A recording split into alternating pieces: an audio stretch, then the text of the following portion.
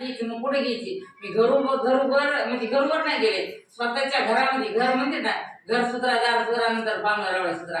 हे स्वतःचं घर सुधारलं. ज्यावेळेस भोटले गुरुजी जर आले ना घरी, हेच आमच्या कामे साहेब बाजूला जायचे उठून जय पण नव्हते म्हणे, म्हणजे पण त्याला एवढं सुधारले मी अख्ख्या आता ते विहार पण धुतात, फरची पुसतात, एवढं त्याला सुधारलं.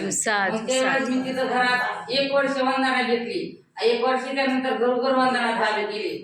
घरोघर वंदना चालू केल्याच्या नंतर मग तिथं अन्न काळेवाडीला मी ज्या जागा घेतली 20,000 आम्ही 20 जणांनी जागा घेऊन ते गुंठ्यामध्ये विहार बांधलं. विहार बांधलं त्यानंतर 3 मजले बौद्धविहार झाल्या.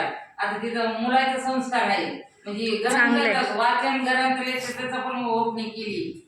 बुद्धवंदना चालती आणि ती कशातून चालली की मग भोसले सरायच्या आपल्याला मार्गदर्शनातून जिथं काय सांगितलं याच्यातून तेवढं घड्याने माझ्या हाताने. आज त्या ठिकाणी मी 20 वर्ष अध्यक्ष होते, महिला अध्यक्ष. छान छान. पुढं तर त्याचं मार्गदर्शन भोसले गुरुजी आणि सर्वोदय गुरुजी काम सुटल्याच्या नंतर प्रत्येक वर्षी माझ्या प्रत्येक गुरुवारी घरी यायचे आणि ती वंदना 8 वाजेपर्यंत वंदना चालायची. आता स्वयंपाकाची वेळ होती, मग आतमध्ये स्वयंपाक चालायचा, बाहेर वंदना चालायची. काय मायला म्हणायचे बाई काय आतमध्ये स्वयंपाक बाहेर वंदना, पण टाइमच नाही.